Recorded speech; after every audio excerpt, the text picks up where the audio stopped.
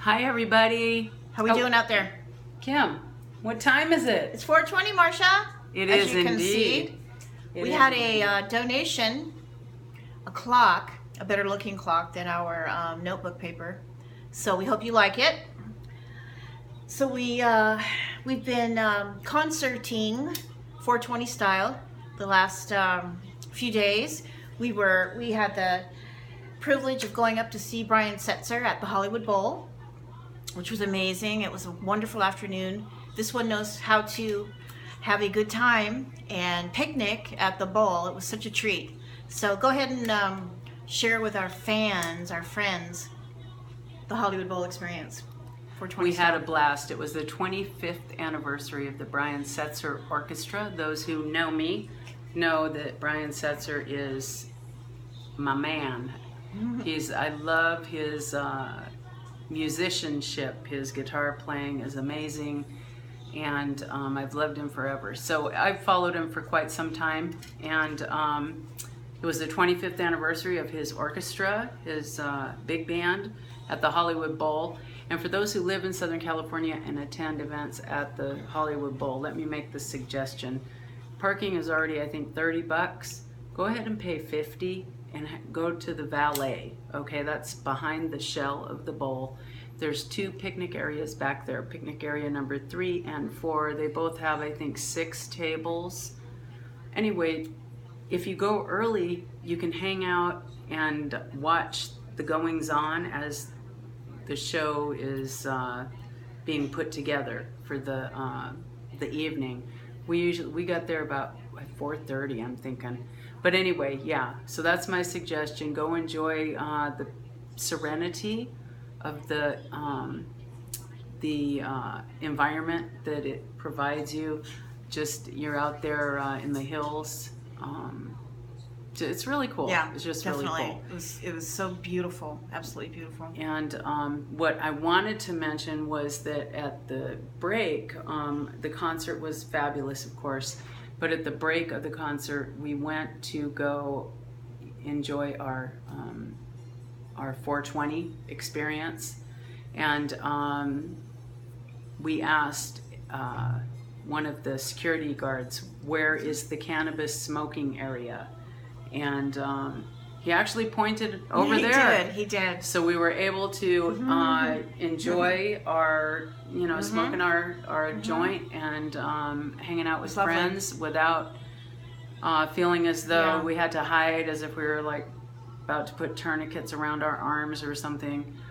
So yeah, it was pretty cool. It was. Nobody had a problem with it, which was even cooler. So anyway, so yeah, that I wanted to point that out, that it was great to be able to have our already wonderful evening enhanced without having to sneak around to do it. So, and then later on, down inside, we gathered our group. We were with a group, and they did an encore. So of course we're all standing around, and I just was noticing the older gentlemen, like way older gentlemen, laughing, enjoying it, saying, "I think I'm going to get a contact high," and not having a problem with it whatsoever. So yeah, that was really, really nice. Yeah, and then fast forward 6 days later to the Forum, we saw Lady Gaga. So that's my hold on. Yeah, tribute. My Lady Gaga goggles. Anyway, I also, in addition to loving Brian, I fell in love with Lady Gaga in 2010 when I watched her performance with Elton John on the Grammy Awards. And I knew, let's put everything aside, the chick is so talented. And now she's come around, she's grown out of the vessel. Yeah, she's not as extreme, I guess, would be. Or we've just gotten used to her. Yeah, that's what it is. Yeah, look at your hat, Kim. Yeah, I know. I was like, I know how she feels now, and I can't even see my feathers except on camera. But how fun! But we had a great time.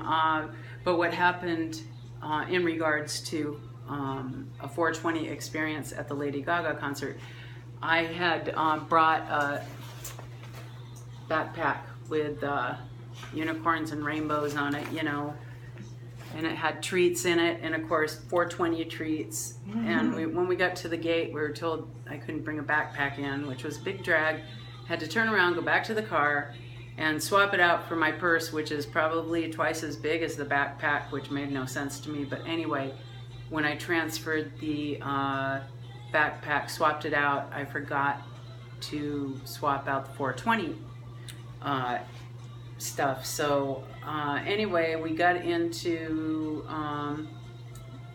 the arena, in our seats, and there was a young man who, we were seat 2 and 3. Awesome seats, by the way. We're like 12 rows from the stage on the side. It was so awesome. Anyway, and this was my 14th time seeing her, by the way. And my first. So. Yeah, and she's hooked. Yeah, she's I am now. definitely hooked now.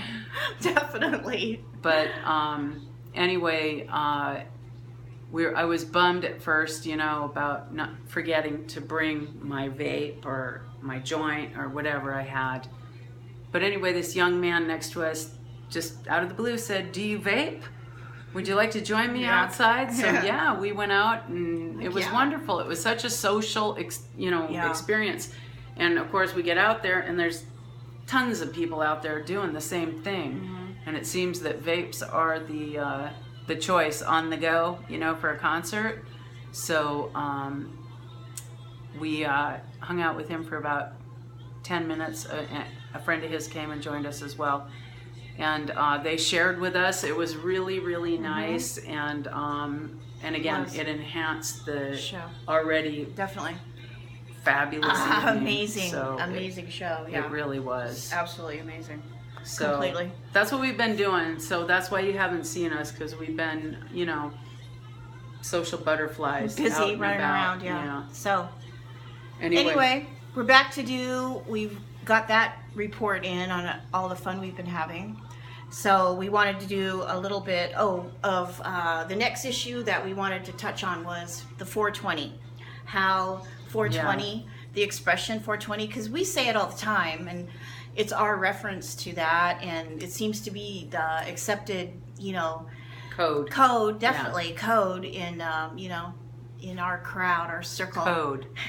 So we learned that there's a lot of different rumors, but the two stories that seem to stick is, I'll go with the first one, and it was a bunch of kids in San Rafael, which I believe is an LA suburb or something like that. But anyway, it was all these white kids in a white neighborhood going to smoke weed after school, and the designated time was 4:20. So basically it kind of grew out of that, just that 4:20 after school, let's get high.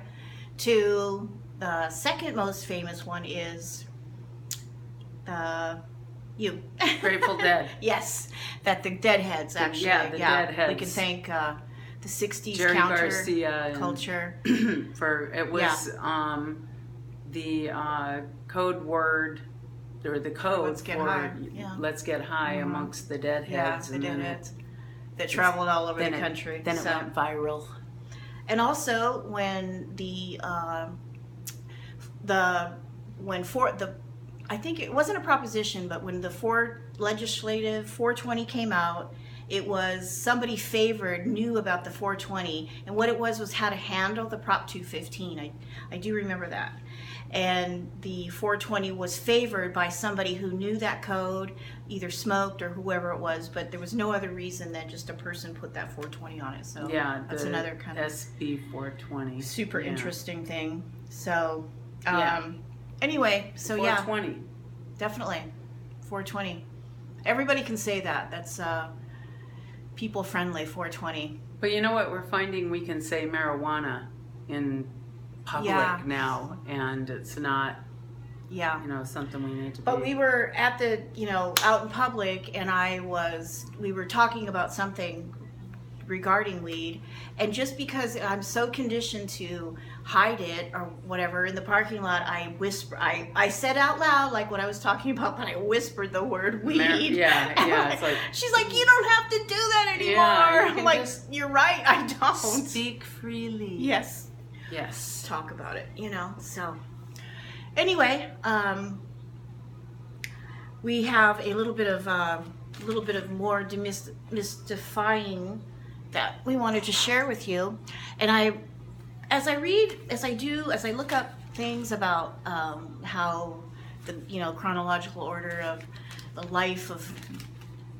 sad life of marijuana in our country, I'm mystified. I'm seriously mystified at how we can go back and forth and pretty much within decades just look at a big zigzag line. Like, we left off at the 30s where they had taxed hemp and marijuana at $100 an ounce, which left farmers basically unable to grow it, and it just became something they didn't even want to deal with. And then in the 40s, during World War II, because our country flips into survival mode and get things done fast and get things done cheap, the government ordered farmers to grow hemp. They lifted all the restrictions on it and told them to grow hemp to support the war effort, and they grew 375,000 acres of hemp. So it was readily available, when they needed it. And then we stagger into the 50s, and in 1952, due to social pressures, they're actually doing heavy-duty crimes to where in 1956, I wanted to share this with you guys because this is really this is insane, and this is probably why I whispered in that, if you just heard me. A first offense of marijuana charge, whatever that may be, possession, smoking, one little seed, a little bit of residue, was 2 to 10 years in state prison and up to a $20,000 fine. So it really was, it was a fear war, a fear campaign that launched us into basically out of the 50s. We got into the 60s, and President Kennedy was presented with numerous studies, facts on that it was not as harmful, and that the fear campaign did not work. The 20 years, the 40s and 50s of the fear campaign did not work in the United States, and that the 60s there was a huge counterculture happening. The hippies and the Grateful Dead and the Rolling Stones were getting going, the Beatles, that wartime, the Vietnam War was going on. So anyway, then I'm losing my cut. Can you stop it for a minute?